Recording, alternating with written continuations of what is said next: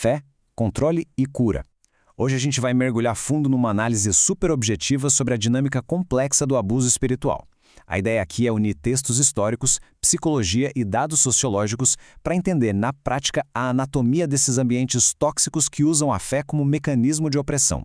E, claro, a partir disso, mapear um caminho real rumo à cura, sempre com base na literatura e na ciência comportamental. E o nosso roteiro de hoje passa por 4 pontos-chave. Primeiro, falsos mestres e narcisismo. Depois, a armadilha da manipulação, seguindo para o impacto emocional do abuso e, por fim, discernimento e recuperação. Vamos lá? Começando pela nossa primeira parte. Falsos mestres e narcisismo, uma ameaça que é tanto histórica quanto moderna. Olha só, a gente precisa examinar como essa intersecção perigosa entre liderança religiosa e orgulho desmedido cria ambientes extremamente tóxicos. E o mais curioso é que isso não é um fenômeno novo, viu? Desde os primórdios, como registrado em textos históricos, como a primeira carta a Timóteo, já existia uma preocupação gigante em confrontar líderes que usavam a influência só para espalhar confusão e alimentar o próprio ego. Mas o que acontece de fato quando a fé vira uma arma de controle? Essa é a grande pergunta que a gente precisa ter em mente durante o nosso estudo de hoje. Em vez de capacitar, libertar e dar autonomia, a religião acaba sendo milimetricamente calculada para manter o poder absoluto nas mãos de quem lidera, invertendo completamente o propósito original que deveria ser de serviço.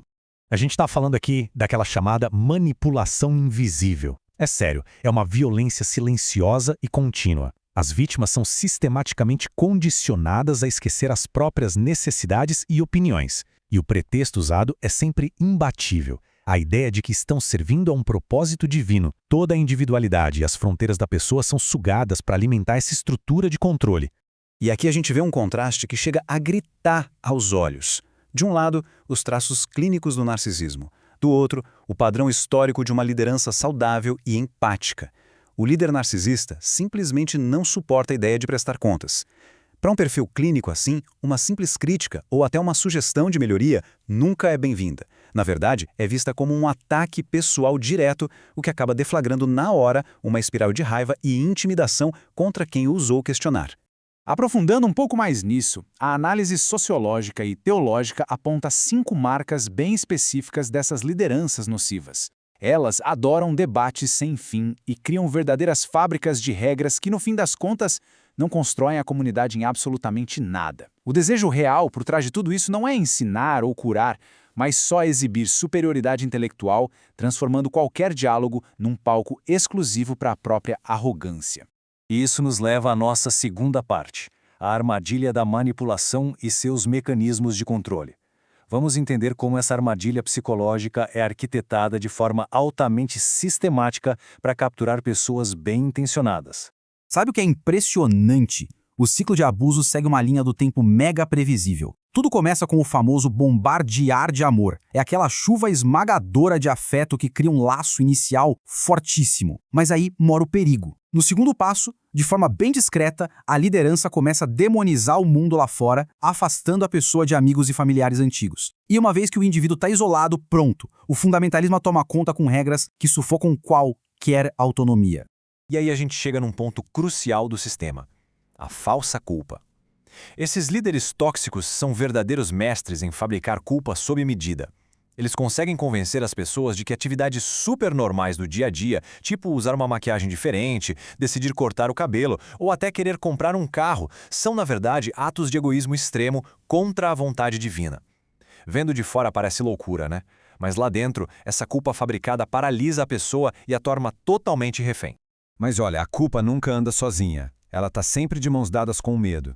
Estudos na psicologia e na sociologia registram casos aterrorizantes onde líderes afirmavam que abandonar o grupo ia resultar em tragédias, ruína financeira ou até doenças terminais. Tem relatos dolorosos de congregações que proibiam orar por parentes de fora com câncer, dizendo que o espírito da doença ia contaminar a pureza do grupo. É um medo que garante que a porta da gaiola até fique destrancada, mas que o prisioneiro nem sonhe em abrir. Isso tudo nos lembra de uma observação genial do escritor C.S. Lewis. Ele dizia que o orgulho é essencialmente competitivo e que o prazer do orgulho não está em ter algo, mas somente em ter mais que a pessoa ao lado. E isso mata a charada, expõe exatamente a motivação do líder narcisista, uma necessidade fanática de superioridade total e irrestrita. Se a gente tira esse elemento bizarro de competição, a estrutura inteira de poder do abusador simplesmente desmorona. Indo agora para a nossa terceira parte, o impacto emocional do abuso, junto com os traumas e as consequências que ficam na vida das pessoas que conseguem sair. O abalo vai muito além do físico. É um abalo na estrutura psíquica. Porque, vamos jogar a real aqui, deixar um grupo controlador estilhaça todo o sistema de crenças do indivíduo. Imagina ter a própria identidade substituída pouco a pouco pela identidade de uma seita. Quando a saída acontece, o que sobra é uma desorientação absurda, uma solidão sufocante e aquele medo sombrio de ter virado as costas para a salvação. É um cenário assustador. Quem passa por isso tem que lidar com os estilhaços, enfrentando uma mistura avassaladora de raiva por constatar a manipulação com um terror genuíno do mundo exterior, que por anos a fio foi rotulado como maligno. É por isso que é tão fundamental ter empatia. A gente não está falando de pessoas que estão apenas tristes. Elas estão lidando com uma incapacidade quase absoluta de confiar novamente em qualquer ser humano ou figura de autoridade. E a psicologia explica muito bem esse estado de tensão constante com a famosa analogia do rato encurralado. Sob esse medo crônico imposto pelo isolamento, o nosso cérebro ativa instintos bem primitivos de sobrevivência. A vítima pode apresentar tanto uma submissão extrema para tentar evitar mais punições, quanto uma explosão de hostilidade súbita. É a pura e instintiva atitude de lutar ou fugir. O corpo e a mente estão ali apenas tentando sobreviver ao cerco emocional diário.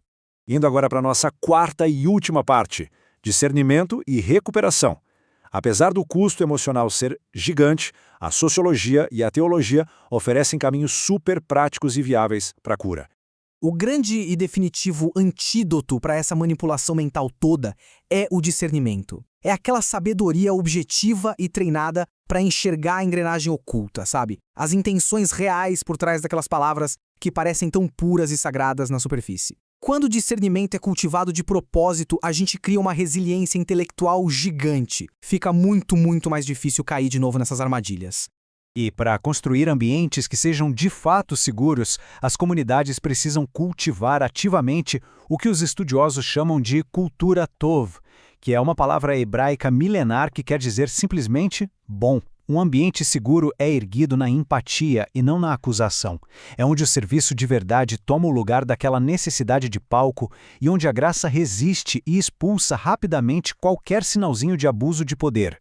Mas na prática, como dar a volta por cima? Existem passos fundamentais aqui. Primeiro, estabeleça limites comportamentais super rígidos com possíveis abusadores. Segundo, busque aconselhamento profissional totalmente fora daquele ambiente fechado. E por fim, que talvez seja o mais desafiador, abrace o auto-perdão. Entender racionalmente que a vontade de estar ali, lá no começo, era genuína e pura, é o pilar que solta as amarras da falsa culpa e destrava a cura de uma vez por todas. Isso deixa um pensamento final bem denso para a gente refletir.